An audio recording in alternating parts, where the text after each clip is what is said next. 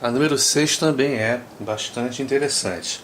3, 6, 18, 72, 360 e finalmente o x. E por que esse item é tão interessante? Porque os termos da sequência, de repente, dão saltos cada vez maiores. O 18 pulou direto para o 72, digamos assim, e o 72, por sua vez, se tornou igual a 360. Quer dizer, um salto bem significativo, não é verdade? Podemos dizer que a lógica que está por trás desse exercício é muito provavelmente, quase que certamente, relacionada à multiplicação e não a uma soma, a uma adição, como nas sequências anteriores. Como por exemplo aqui, a lógica repousava numa soma, não é verdade? Como em todas as anteriores. Vamos pesquisar então a variação em termos de multiplicação. O 3, para se tornar o 6, foi multiplicado por 2, já que 3 vezes 2 é 6, não é isso? Já o 6, por sua vez, para se tornar igual ao 18, foi multiplicado por 3. O 18, para se tornar o 72, foi multiplicado por 4. O 72, por sua vez, para se tornar igual ao 360, foi multiplicado por 5. E o 360, para se tornar igual ao x, você certamente já percebeu aí na sua casa, vai ser multiplicado por 6. Não é isso? 2, 3, 4, 5, 6. Tranquilo? Então x é igual a 360 vezes 6, que dá 2160. O número 7 também é bem interessante. 1, 100, 5, 96, 10, 91, 16, 85, x e finalmente y. Nós queremos tanto um valor quanto o outro, do x e o do y. É uma sequência dita oscilante, porque ora os termos aumentam, ora diminuem. O 1 se tornou igual a 100, depois diminuiu para 5, voltou a aumentar e bastante para 96 e assim por diante.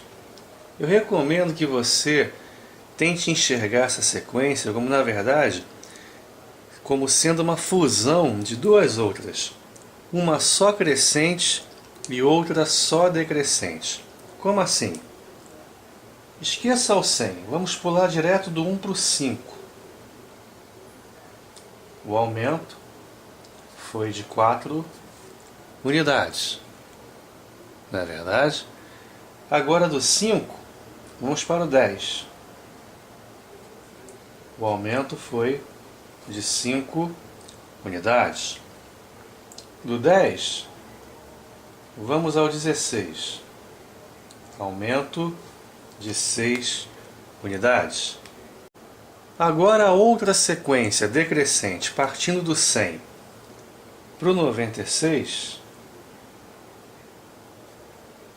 houve uma diminuição de 4 unidades. Do 96 para o 91, houve uma diminuição de 5 unidades. Do 91 para o 85, houve uma diminuição de 6 unidades. Certamente você já percebeu que do 16 para o x, o aumento será de 7 unidades, 4, 5, 6, 7, não é isso? E do 85 para o y, a diminuição será de 7 unidades também, não é isso? Portanto, o x é igual ao 16 mais 7, 23, enquanto que o y vai ser igual a 85 menos 7, 78. A sequência número 8 é bem diferente e quem não conhece esse tipo de exercício certamente fica perdido lá no dia do concurso. À primeira vista parece até absurdo o que vamos falar no desenvolvimento dessa questão, mas é exatamente assim que eles cobram na prova. Passado o susto inicial, o choque inicial de você entender que lógica é essa, você já vai ter os olhos abertos e o sentido mais apurado para identificar esse tipo de pegadinha, podemos dizer assim, no dia do concurso, caso apareça. E tomara que apareça, porque será certamente um diferencial que você que assistiu a esse DVD terá. 2, 10, 12, 16, 17, 18, 19, finalmente o X. Repare que a variação dos termos é irregular. Do 2 para o 10, aumentou 8 unidades. Depois o aumento foi de 2 unidades, depois de 4, depois de mais um e mais um. Quer dizer, os aumentos não seguem um padrão bem definido como nas questões anteriores. É um padrão irregular. Mais 8, mais 2, mais 4, mais 1, mais 1, mais 1.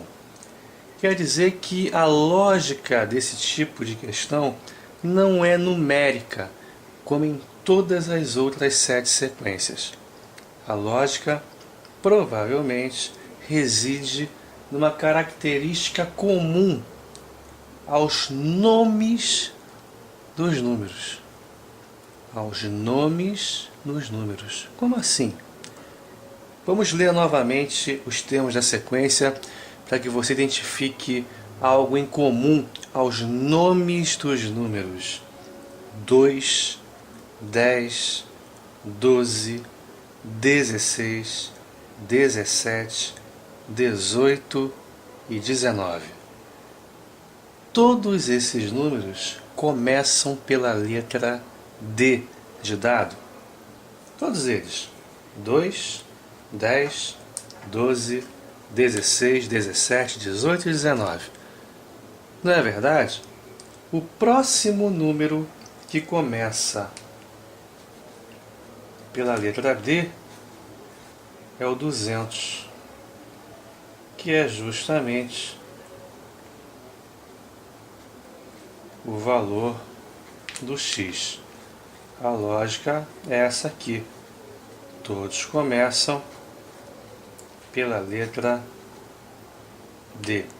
Mas é isso mesmo, Bruno? É isso mesmo. A lógica é exatamente esta e, absurda ou não, essa lógica, essa questão cai e cai bastante em concurso. Você que fez o download da apostila que eu pedi no comecinho da aula, vai perceber que a primeira questão tem o número 9. É justamente a que vamos resolver agora. Numa sequência, cada termo a partir do terceiro é a soma dos dois termos anteriores mais próximos.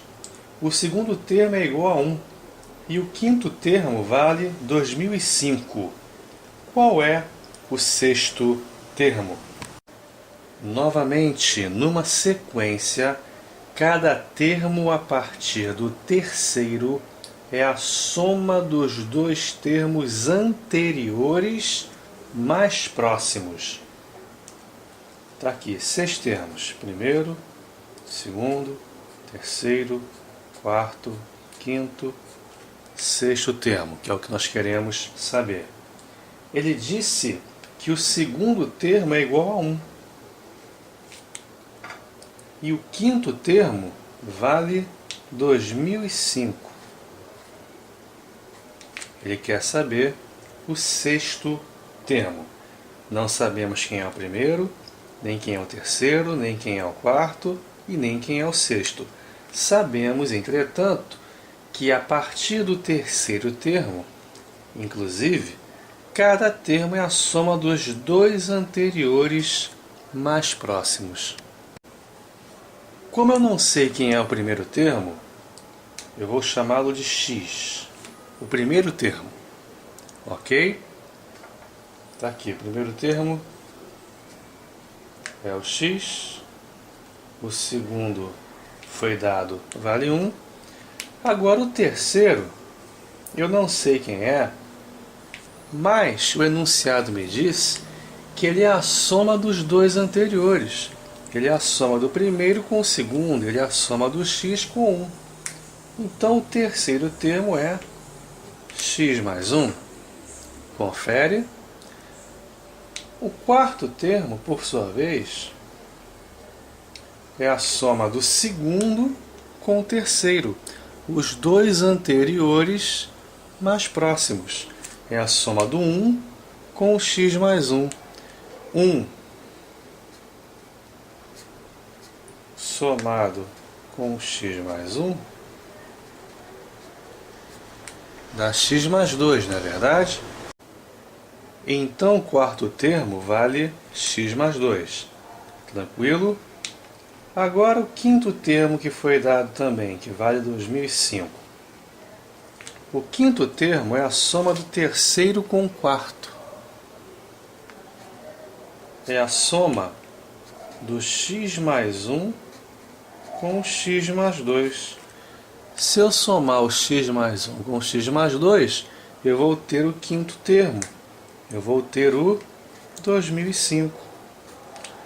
Equaçãozinha boba do primeiro grau, que se for resolvida, vai nos fornecer o valor do x. X mais x, 2x. 1 mais 2, 3. Isso vai dar 2005. O 3 vai para o outro lado diminuindo, não é isso? Vai ficar 2x igual a 2002, que é o 2005 menos 3. X igual a 2002 dividido por 2, que vai dar 1001. Maravilha! Já sei que o x vale 1001. Se o x vale 1001, o x mais 1 vale 1001 mais 1, 1002. E o x mais 2 vale 1001 mais 2, 1003. Não é verdade? Finalmente, o sexto termo, que é o que ele quer que você descubra, é a soma do quarto com o quinto, do 1003 com 2005. 1003 com 2005 te dá 3008, que é a chamada resposta. Questão número 10, ela é um pouquinho mais difícil que a anterior, mas é do mesmo estilo. Escreva um número em cada círculo da fila abaixo, de modo que a soma de 3 números quaisquer vizinhos consecutivos seja 12. Eu substituí os círculos pelos traços, ok? A soma de 3 números vizinhos quaisquer tem sempre que dar 12. Ele pede o último elemento dessa sequência, digamos assim, ok? 3 termos vizinhos quaisquer, 3 termos consecutivos quaisquer da sequência, tem como soma o 12. Ele forneceu o ponto de partida, que é o 3, e o penúltimo termo, que é o 5. O objetivo é encontrar o último elemento da série. É muito importante que você entenda o que eu vou explicar agora a título de exemplo. Admita que o antepenúltimo termo da sequência seja, digamos, 4. Por exemplo, 4 mais 5, 9. Nessas condições, o último elemento só poderia ser 3, porque a soma dos 3 tem de ser 12, não é isso? 4 mais 5, 9, mais 3, 12. Tranquilo? Como é que você encontrou o 3? Nessas condições, seria o 12 menos 5, 7, menos 4, supostamente esse termo sendo 4, não é isso? 7 menos 4, 3. Ok? O problema é que nós não sabemos justamente quem é esse antepenúltimo termo. Consequentemente, não temos como descobrir imediatamente quem é o último. Chamando o último de x, quem seria o antepenúltimo termo, segundo o raciocínio que eu acabei de dizer? Seria 12 menos 5 menos x. Não é verdade? Já que a soma dos três tem de ser 12. 12 menos 5, 7. Menos x, não sei quanto é que dá. Vou registrar aqui. 7 menos x. Ok? Repare que se você somar 7 menos x com 5, dá 12 menos x. 12 menos x mais x vai cortar x com menos x, vai dar justamente o 12, que é o que ele quer. A soma de três termos consecutivos, dando 12. Com relação a esses três termos consecutivos da sequência, a história é a mesma. A soma tem que ser 12. Se eu já tenho 5 aqui, 12 menos 5, 7. Se aqui no meio eu tenho 7 menos x, o termo que falta seria 7 menos x. Ok? 12 menos 5, 7. 7 menos essa quantidade aqui do meio vai dar esse termo. 7 menos 7 menos x. Lembrando que ao eliminarmos esses parênteses, menos por menos vai virar mais, vai ficar 7 menos 7 mais x, que dá o próprio x, já que 7 menos 7 dá 0. Tranquilo? Repare que x com menos x dá 0, e 7 mais 5 realmente dá 12. Confere, temos, novamente, três termos consecutivos, cuja soma é 12. Agora, 7 menos x, x, e esse termo aqui, a soma também tem que dar 12.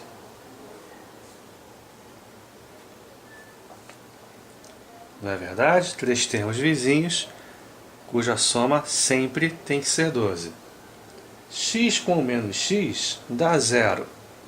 0 com 7, 7. Para chegar no 12, faltam 5 unidades. Ok? Aí você repara que novamente temos quem? O 5 aparecendo. Tomando o 5 novamente como referência, repare que depois do 5 veio o x aqui e aqui também, podemos dizer que antes do 5 é o 7 menos x novamente. E que antes do 7 menos x é o x novamente. Da mesma forma, antes do x vem o 5. Os termos vão se repetindo da mesma forma porque a soma é constante. A soma tem que dar 12. Se aqui aparecer o 5 e logo depois o x, como aqui no final, na frente só pode ser novamente o 7 menos x. Depois, na frente o x, na frente o 5, na frente o 7 menos x, e na frente do 7 menos x, o x.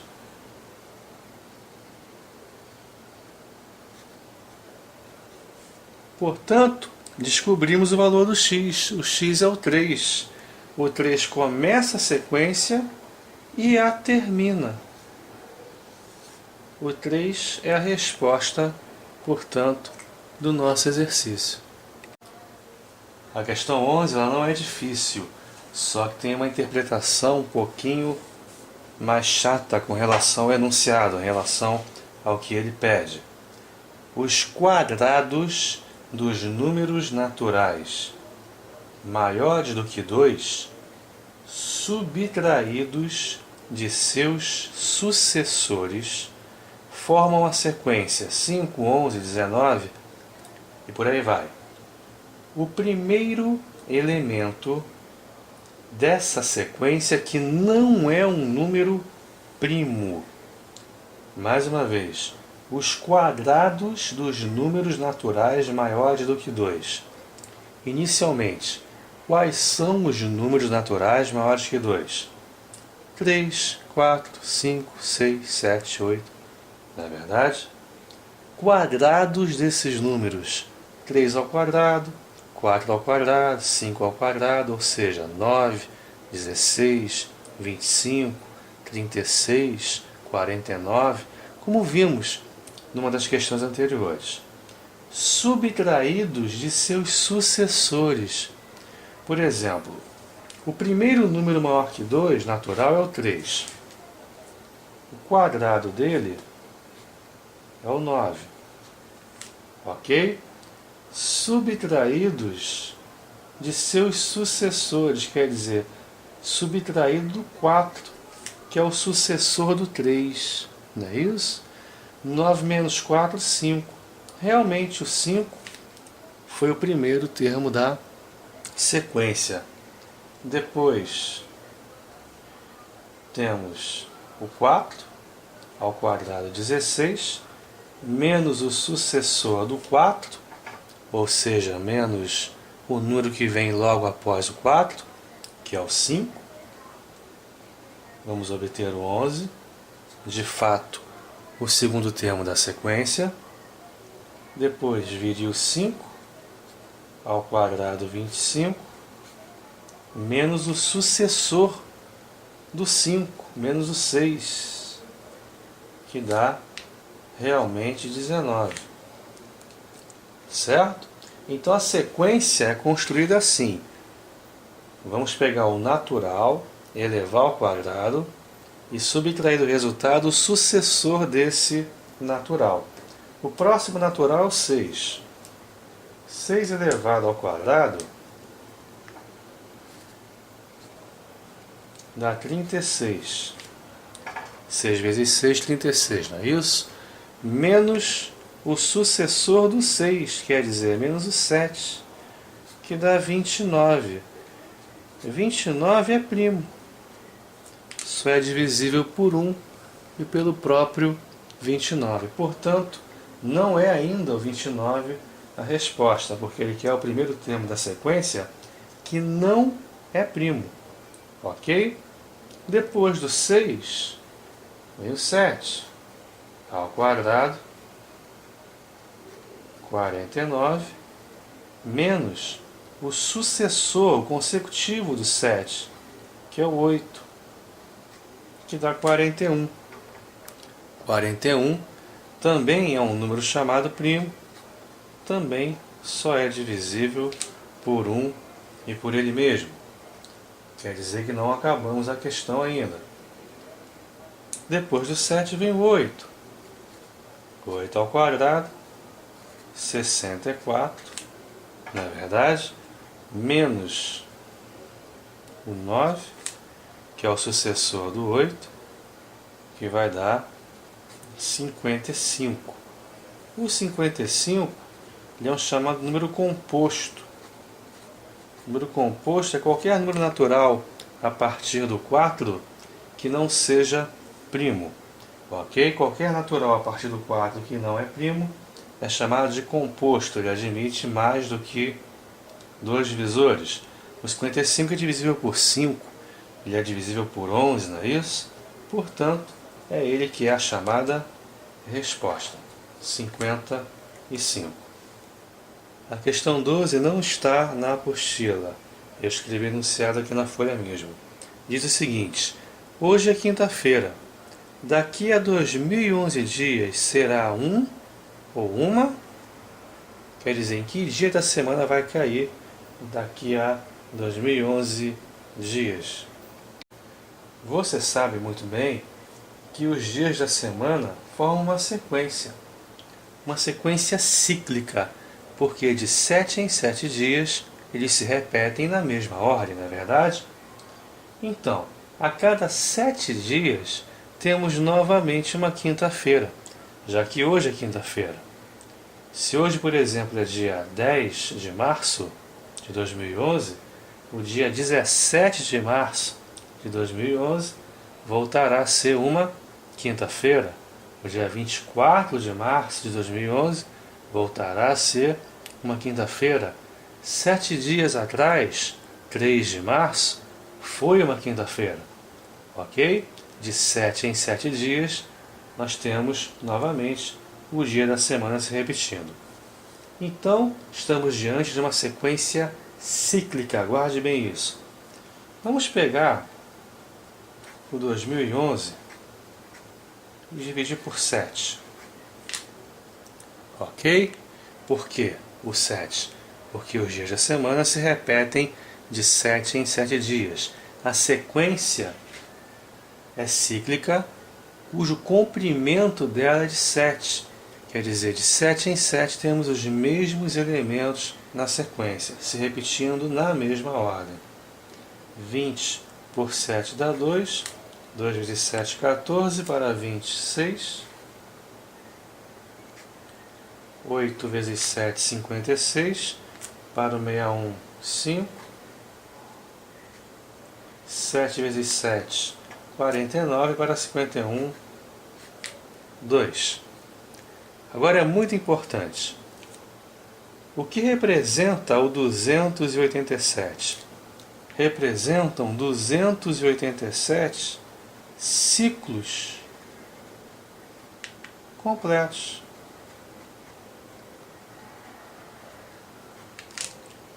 Se o resto fosse zero, nós tivéssemos 287 semanas exatas, ou seja, começando numa quinta e terminando numa quinta, a resposta seria a própria quinta-feira. Mas sobraram 2 dias. Como o resto é 2, não são 287 semanas exatas. São as 287 semanas mais 2 dias. Ou seja, a resposta não é quinta-feira. É quinta-feira mais esses 2 dias aqui que sobraram. Quinta-feira mais 2 dias, quinta, sexta, sábado.